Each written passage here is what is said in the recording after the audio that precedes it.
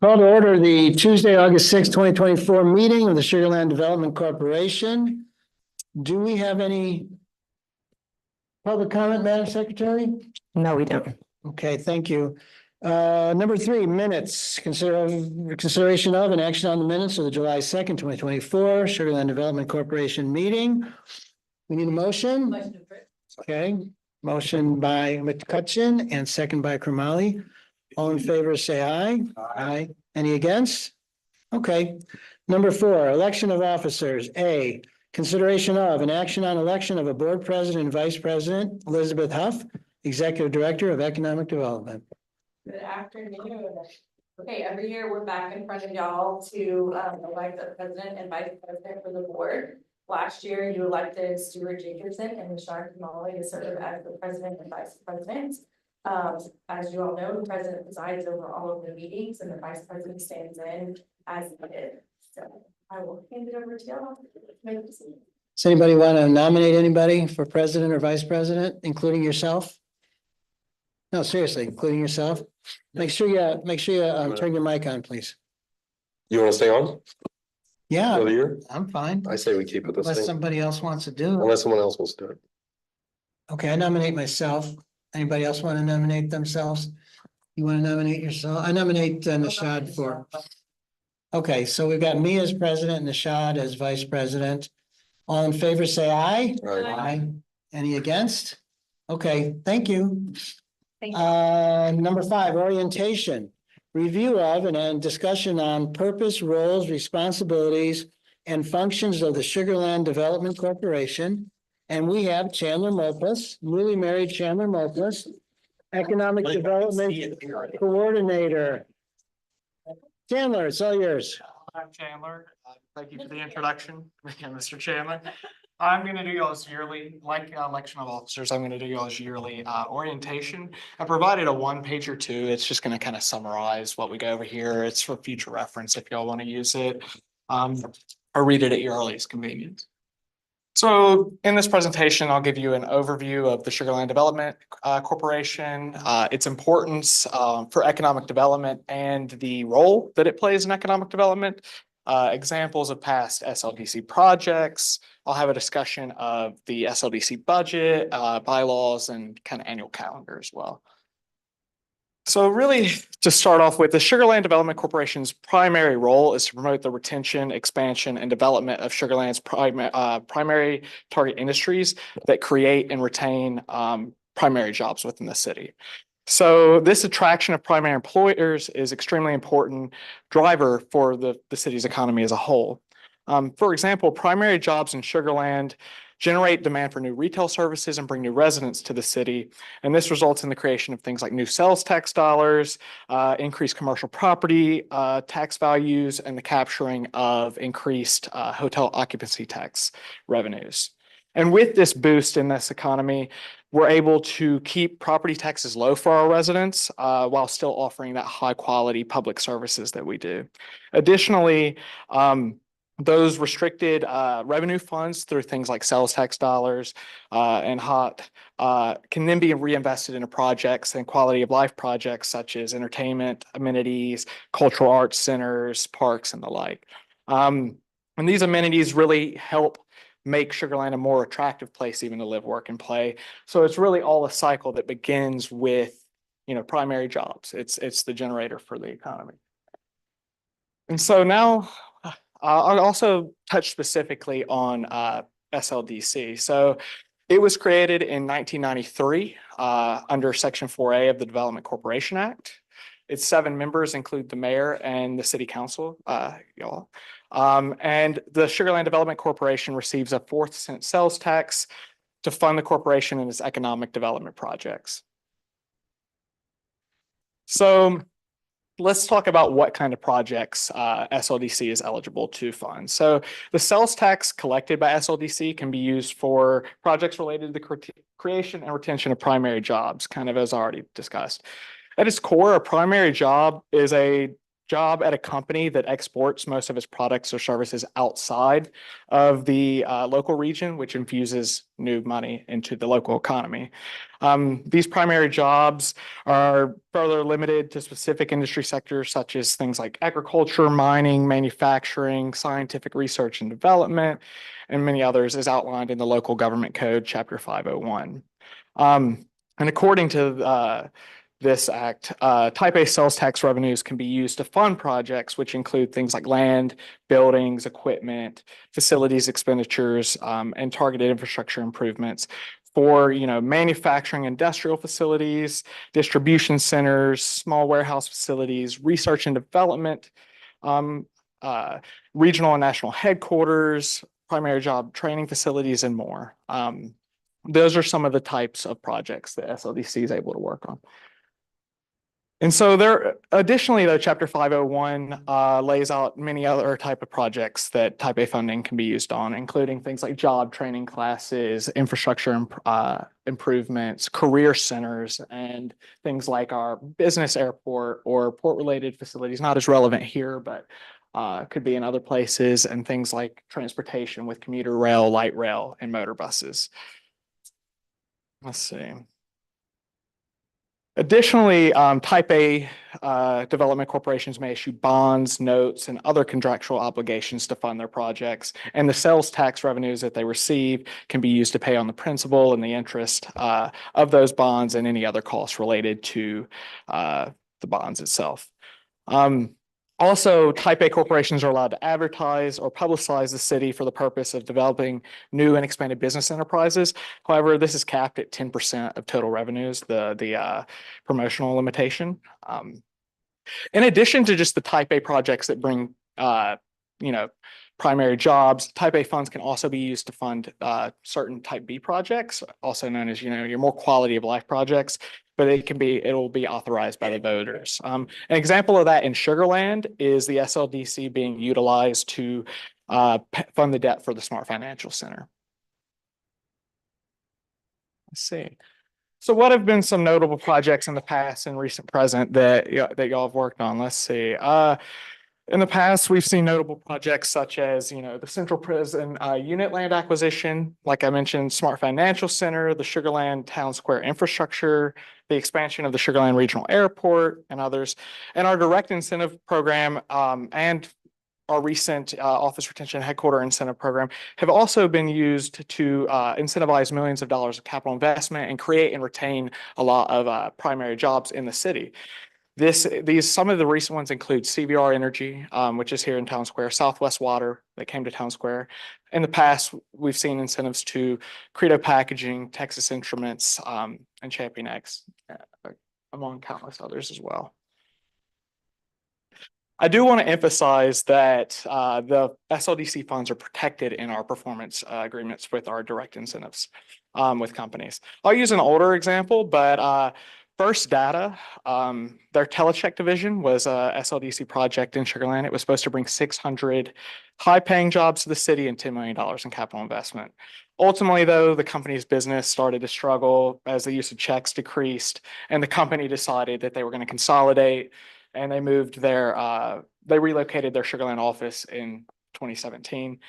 However, though, the SLD recouped all of its direct incentive back plus interest, which was stipulated in the performance agreement with First Data's Telecheck. So these funds are protected.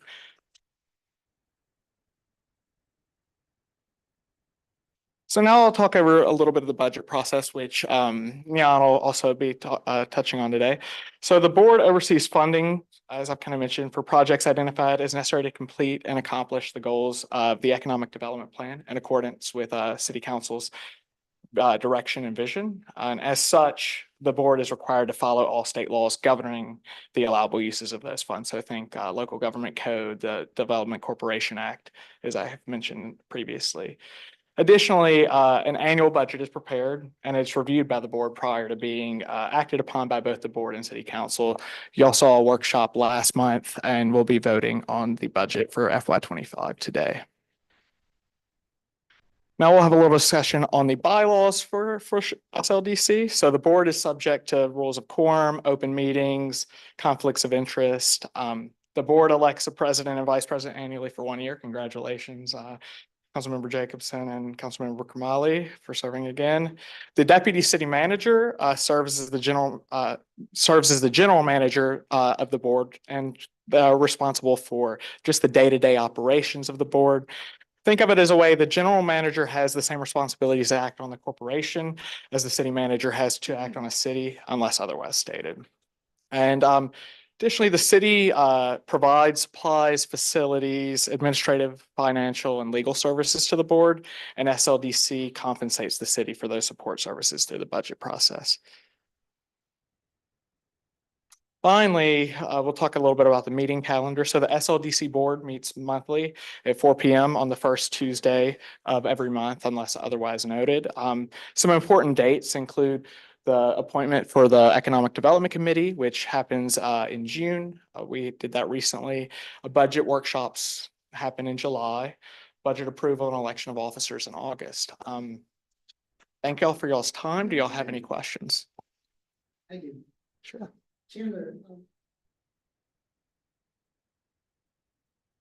Chandler, so capital projects, for instance, we have for 25 major street rehab and landscape replacement.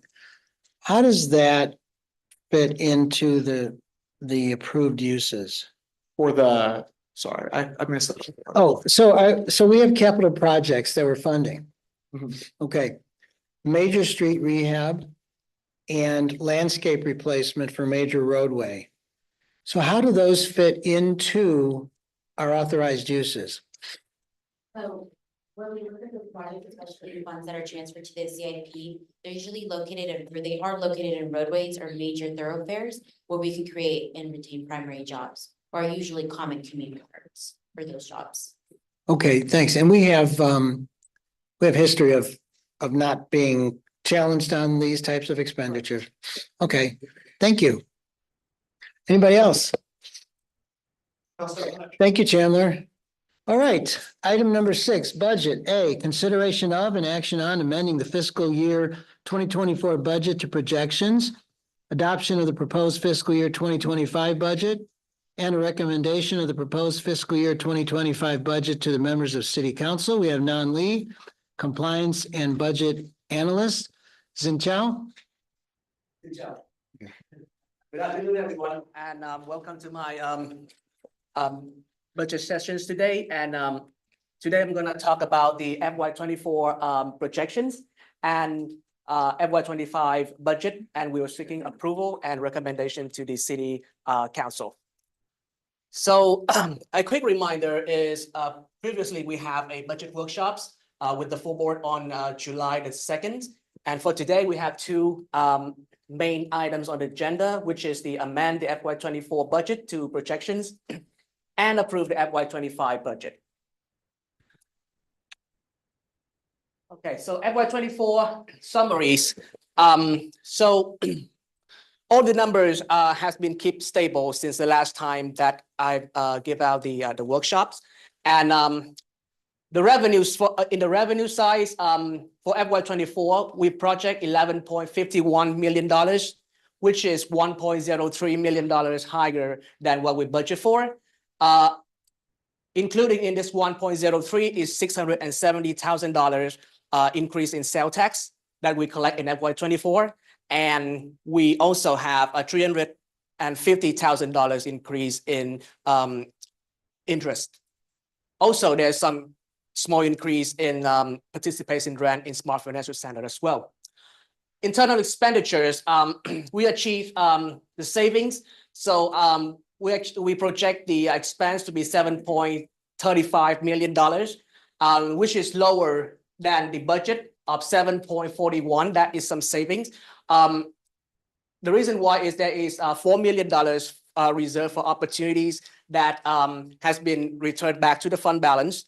There is $2 million for the Brazos Rivers turnaround CIP project has been on hold, and we're still waiting on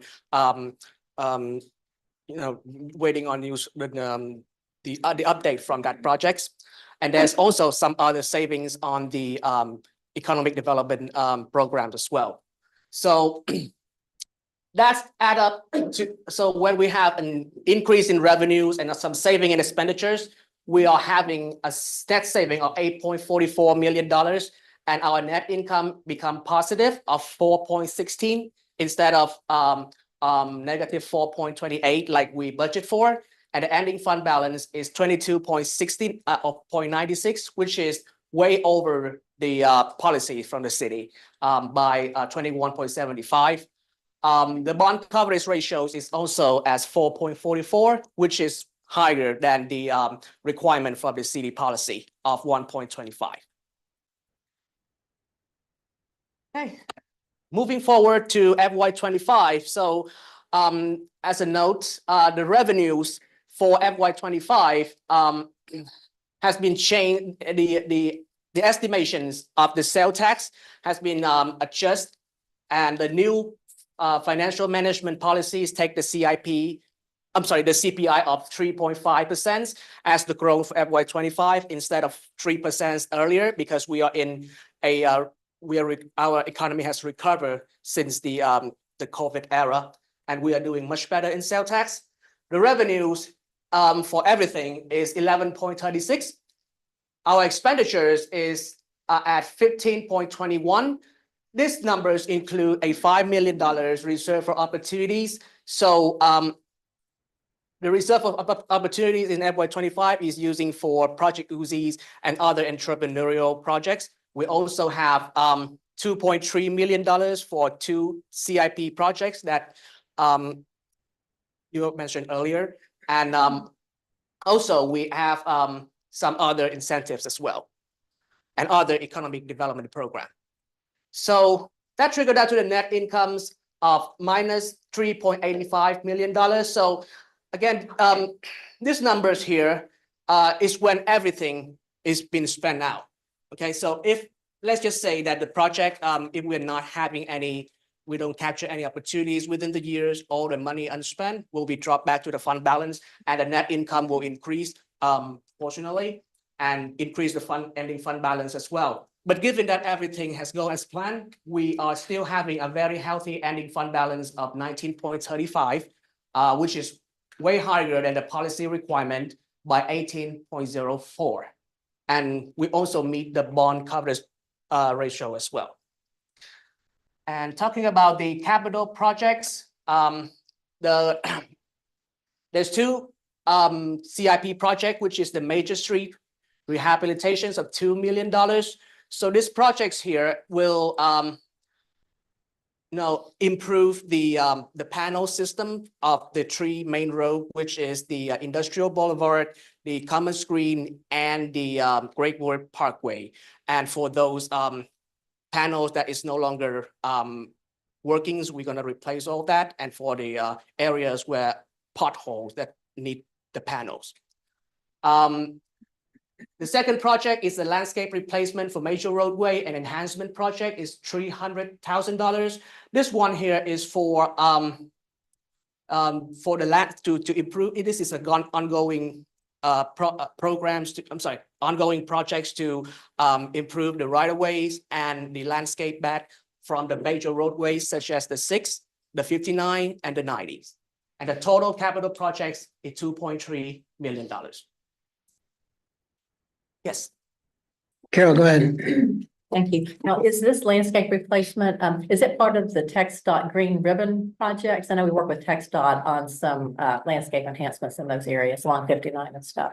Yeah, the last night when Director Bryans, he's already explained that is some big projects that has some involved with TxDOT, and we still have we have done some major improvement for others roadway. Right now we are still waiting for that opportunity to come again, and it will be for the 90s. But this one here is just for smaller projects like the right of way and the landscape background. Okay, great, yeah. And I appreciate the clarification that the president asked earlier, because I always thought for some reason that landscape replacement was SL4B and not SLDC. So yeah, I appreciate that clarification. All right, and that's my presentation. If you have any questions, please ask. I have a couple. Anybody else? I have a couple. Okay, so the Major Street rehab is panel replacement. the 2 million. Yes, Okay, so what about the Brazos River turnaround? That's 2 million, right? yes, sir. Is it in here anywhere? Is it the 26? Is that what it is? Right now, It's not in here in the 26. appraisals has been put on hold, because they are still waiting for the fundings from the, Houston Galveston Area Council. Yeah. And it's been placing there on, so we will be hearing more in November. And to see if that project has been selected to move forward, and that will be, putting back in the futures if the opportunity comes, but for FY 2025, it's not on here. Okay, if we needed to, could we use reserve for opportunity money for that? I would believe so, yes. Okay, I have one more question, please. There is a sizable expenditure called transfer to other funds. What is that generally speaking? And that's from the um from the statement, yeah, sorry. The income So, statement. You were asking about a transfer Yeah, to other funds? yeah, So this lines here, in FY 24, we have transferred $50,000 into the airport fund for international marketing effort. hmm, And there's also the transfer to general funds for cost allocation and salary reimbursement to the staff of economic development source. oh, good, okay, so that's all there was. Yes. Great, okay, thanks. Anybody else have any other questions? Carol? I thought the Brazos River turnaround was not going to be able to be redone because of the erosion. So because of the Brazos River erosion project, we can now redo the Texas Brazos River turnaround? I have Robert. So I'm Rob Wilson, assistant city engineer. So that project is actually a larger project that is an extension of Festival Boulevard to bring or to connect it up to the emergency and then some modifications that actually turn around under the bridge will not require for the next stop. Yeah, that's what I thought. Thank you. Yeah, maybe have a different name for it. Thanks. Okay, anybody else? Okay, none, thank you so much.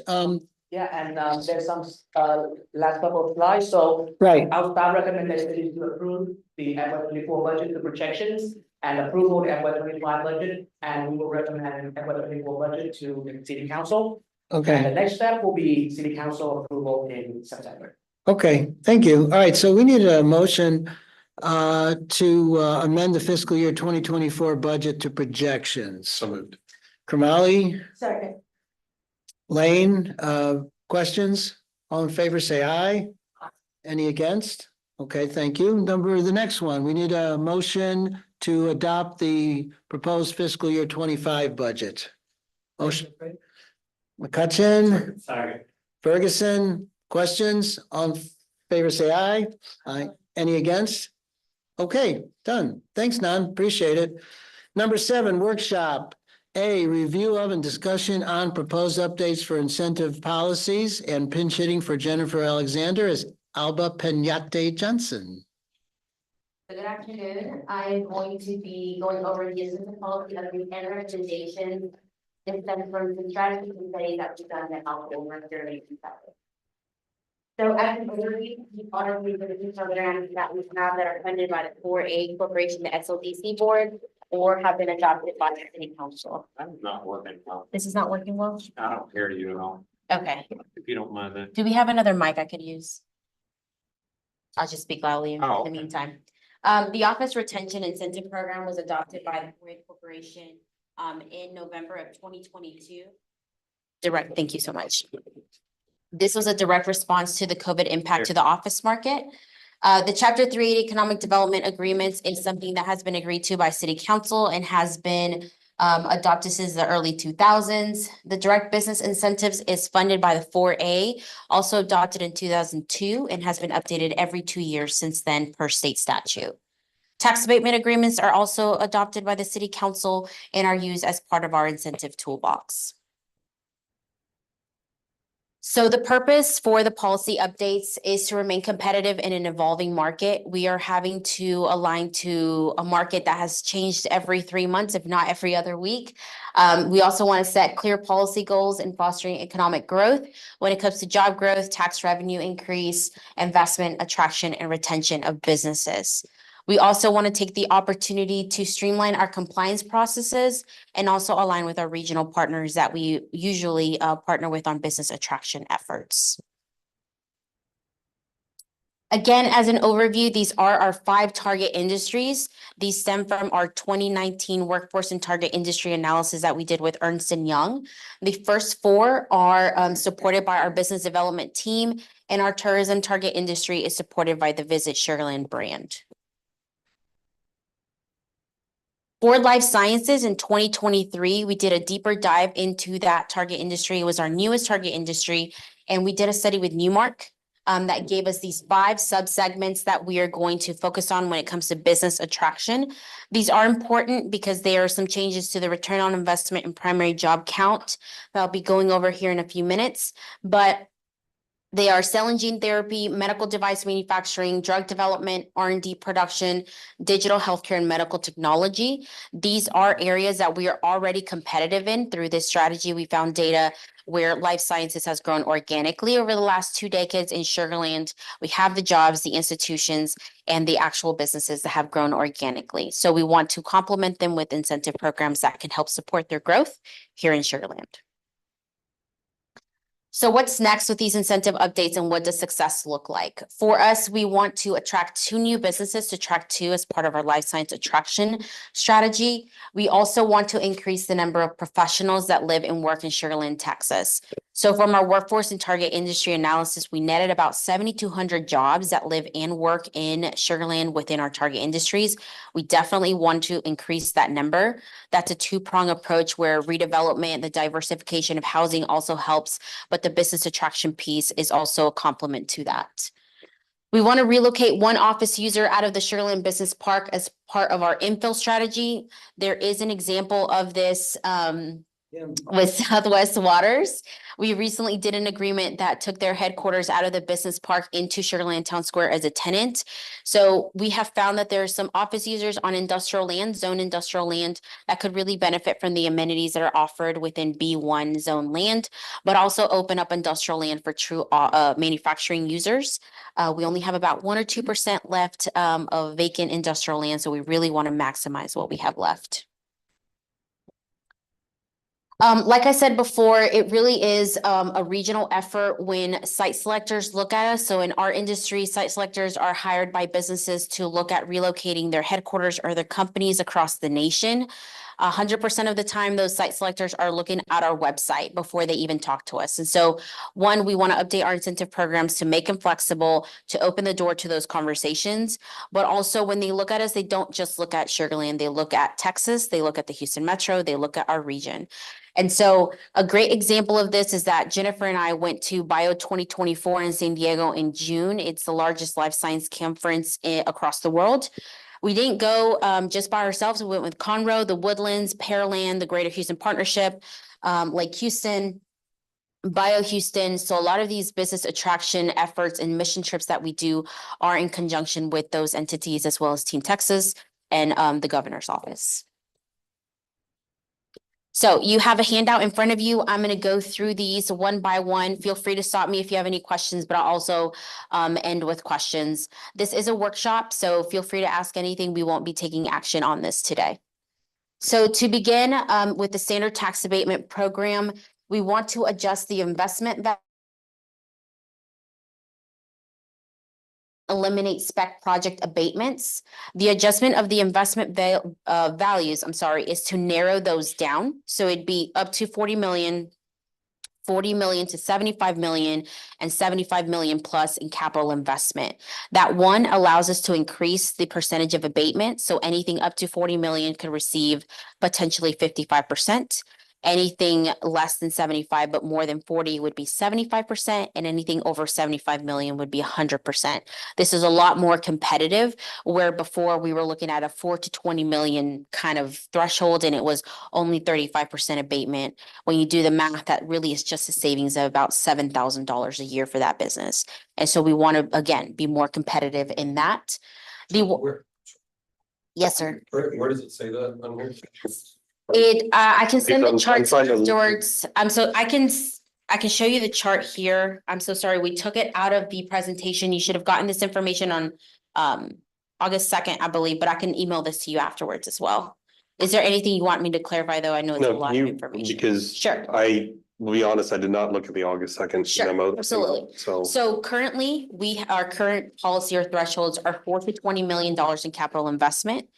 20 to, I believe it's 50,000, 50 million, I'm sorry, 50 million to 75 and anything over 75. So it's quite a bit of thresholds with only a little bit of tax abatement between those. So we want to narrow them, only make them 3. So up to 40 million, 40 million to 75 and anything over 75. This allows us to increase from 35% to 55% for that first so threshold. basically, everything's the same. You're just collapsing them from 4 buckets to 3 Correct. buckets and changing the incentive. level. Correct, Got it. correct. Okay. The 100,000 lead threshold, we want to remove because if you build a building to lead standard, it's going to be well over $100,000 in investment. So we want to group that into the capital investment. And we also want to eliminate spec project abatements. This was a 2-year abatement option, and it really is not enough time to gain value on that project. So we want to eliminate that as well. For the direct business retention incentive program, we want to remove the A credit rating requirement and update this to good financial standing. It makes the program more accessible and also allows us to ask for income statements, cash flow statements to do that financial analysis in-house. When we look at life science projects specifically for those 5 segments that I showed you, those typically result in 7 to 10% ROI. So again, we want to give a range to not close the door on potential projects that could be more so relocate to Sugar Land and then be homegrown. So that would be the change for the direct business retention incentive program. For the office retention incentive program, we want to rename it to headquarters retention incentive program. This clarifies the project, being that only offices that are a regional or national headquarter really apply. Chapter 380, we want to rename it to sales tax rebate agreement and increase the revenue threshold as well. Chapter 380 is a state statute that governs that agreement or that incentive, and not a lot of people may be familiar with that. So we want to change it and rename it to what it actually is a sales tax rebate. We want to increase the revenue threshold from $100,000 to $1 million. That increases the profitability for the city. There are other options when we're looking at retail that we're exploring as far as incentive programs that may be a better fit than this sales tax rebate. This is something we already do, but we want to put it into policy. It's performance-based incentive disbursements. Basically, what this means is that any cash incentive or any incentive that we give out is only to be given out once those requirements have been met, once that improvement has been built, once those jobs have been retained or created, etc. For compliance, like I said, we want to take the opportunity to streamline this. This, again, is something we already do, but want to put into policy. We want to establish an 85 to 90% compliance threshold. This simplifies the obligations, but also allows a company to get some kind of leg up when there's a downturn year, right? So if there's a company that was required to have 100 employees, but they only report 90, we don't want to null and void that agreement. We want to work with that company and see if they can come back. And if they can't, then do clawback provisions. Yes, sir. Albert, will the 85 to 90% be in the agreement, or that's just quiet? No, it'd be within the agreement. It's very Okay. transparent down to the number of employees. So for example, if you are required to have 100 employees at full, performance, we would say you could not have less than 90 to be able to fulfill your obligations. Okay, thank you. Remote and hybrid jobs, this is something that's already in some of our agreements that you've seen, but we want to, again, establish it into policy. It'd be a 3-2 office policy, 3 days in office, 2 days working from home. Hybrid work environments are here to stay across the nation. And so again, we want to include that as an option. The square footage requirements, we want to remove 25,000 square feet as an occupancy requirement. Companies are occupying a lot less space, but investing more into their smaller spaces. So that's one reason. The other is that in Sugar Land, in its office inventory, we don't have 25,000 square feet as a medium floor plate. We have about 20 to 21,000. So again, we want to remain flexible to what we actually have in the market. Median wages, we want to move it from 78,500 to $61,240. These are very specific numbers. The 78,500 comes from being 50% of our median household income, which was about 2-3 years ago. Right now, we're at about 137, so 50% of that is about 69,000. The median wage for Fort Bend County is 61,240. And so we want to align to that to not exclude the manufacturing jobs. So specifically, when we look at life science companies, you could have 10 R&D or 10 scientists that make over $75,000 a year, but you're maybe excluding 100 jobs that are manufacturing jobs that make closer to 60, right? So we want to, again, give a range to be competitive in attracting that talent on both a salary job and an hourly job. Primary jobs, currently in our direct incentive program, the threshold is 100 jobs. For those 5 life science subsegments that I talked about a little bit earlier, we want to move it to 10 jobs to start off with initially, and 75 jobs for every other company within our target industries. The reason for that is for life sciences, the smaller projects are not likely to have 100 jobs that first year. That's probably looking at year 3 or year 4 once they have FDA approval. So we, again, want to be flexible to that. That's not the marker for all 5 or 10 years of that agreement. We just want that initial year to be a lot more flexible. So any questions? I know that's a lot of information. So any questions on any of that? Yes, sir. Any questions? I got one. Is there anything that we can do to incentivize or encourage employees to live or rent, purchase or rent in Sugar Land? That's something that we can look into. I know that within like 4B, we've looked at great homes and we're also looking at commercial facade programs. And so we can explore that. Okay, it's just an idea. There are programs, our struggles, we don't have inventory. Yeah, So, got it. but Okay. we've been talking to the county as well as the Greater Houston Partnership, because there's a company called Make My Move that we've talked to, but we just don't have enough places for people to live, or there enough diversity in the housing stock so that someone, the CEO down to like their entry level staff could actually live here. So, but I think from a regional perspective, it'd be a huge, it would be a great asset to have that additional incentive. Like Oklahoma City is one of the ones that's doing, our Tulsa, someone up there is doing it. Yeah, But we've looked at it, we just don't have the inventory. okay, thanks. Anybody else have anything for Alba? Thank you very much, Alba. Oh, I'm sorry, were you gonna ask a question, Jennifer? Sure. Okay, Thank you. okay, thanks, Alba. Item number 7, workshop A, review of and discussion on proposed updates for incentive no, I just said that, didn't I? Number 8. Director's report, marketing, okay, director's report, Elizabeth Huff, Executive Director of Economic Development. Hello again. Few quick updates for y'all. As you know, Alba and the team have initiated their roadshow to go around and meet with different HOAs and different institutions that have questions about the power plant project.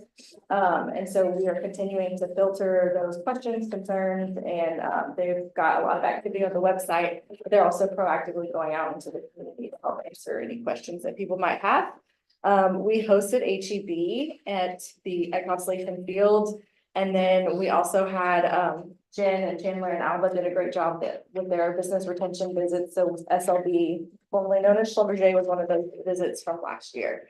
If you haven't already, I believe you should be signed up for our newsletter, but if you haven't, please do, and please encourage others as well. And then from marketing and tourism, we did host Go Ape and First County Mall and some of our other institutions here at Constellation Field. They had a great time. And then just from July to August, our VSL Instagram grew by 233 followers. And so now we're very close to that 19,000. So like when I first started here almost 7 years ago, we were at like 4,000 people that were following us. And so it has grown tremendously. And the team is very, very proud of that. And then just on the community development side, as of August 2024, 75 home improvement projects have been approved, 1.3 million in total project costs with a commitment of 211,000. The CPR team did end up extending the deadline, with Beryl having come through the community. There's been a lot of fences, as you all know, it's a it's a great opportunity for us to help homeowners who, maybe were thinking about replacing their fence, but now it's down, so they gotta do it. So, hey, yeah, that's great homes. So that's all I've got. Have a good evening. Thank you. Thank you very much. We need a motion to adjourn. Okay, we are adjourned at 4:44. Thank you, everyone.